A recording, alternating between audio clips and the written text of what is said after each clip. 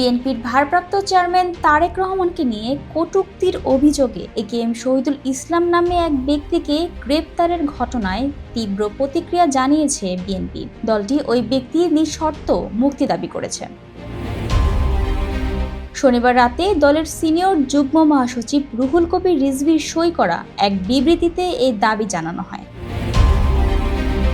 বিবৃতিতে উল্লেখ করা হয়, শনিবার বিএনপির ভারপ্রাপ্ত চেয়ারম্যান তারেক রহমান, ইনকিলাব মঞ্চের মুখপাত্র শহীদ ওসমান হাদী এবং জাতীয় কবি কাজী নজরুল ইসলামের কবর জিয়ারত করেন। এ সময় তারেক রহমানকে কটূক্তির অভিযোগে পুলিশ ফৌজদারি কার্যবিধির ৫৪ ধারায় শহীদুল ইসলামকে আটক করে আদালতে হাজির করে। পরে আদালত তাকে কারাগারে পাঠানোর আদেশ দেন।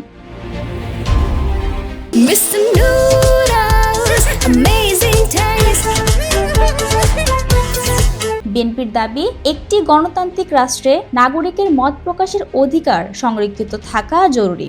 দলটি মনে করে মত প্রকাশের স্বাধীনতা একটি মৌলিক মানবাধিকার, যা নাগরিককে ভীতিহীনভাবে নিজের বক্তব্য ও বিশ্বাস প্রকাশের সুযোগ দেয়। সে কারণে শুধুমাত্র বক্তব্যের জন্য কাউকে গ্রেপ্তার ও কারাবন্দী করা গণতান্ত্রিক চর্চার পরপন্থী। বিবৃতিতে আরও বলা হয়, বিএনপি দীর্ঘদিন ধরে গণতন্ত্র ও মানুষের বাক স্বাধীনতা প্রতিষ্ঠার সংগ্রামে রয়েছে এবং ভবিষ্যতেও এই অবস্থান থেকে সরে আসবে না। দলীয় সূত্রে জানা গেছে, শহীদ ওসমান হাদীর কবর জিয়ারতের সময় শহীদুল ইসলাম কিছুটা দূর থেকে তারেক রহমানকে উদ্দেশ্য করে কটূক্তিমূলক বক্তব্য দেন। বিষয়টি তারেক রহমানের দৃষ্টিগোচর না হলেও পুলিশ ঘটনাটি লক্ষ্য করে তাকে আটক করে।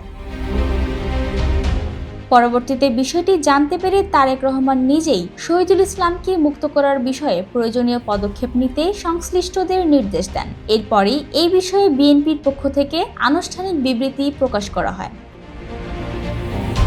ডেস্ক রিপোর্ট, জয় দিন।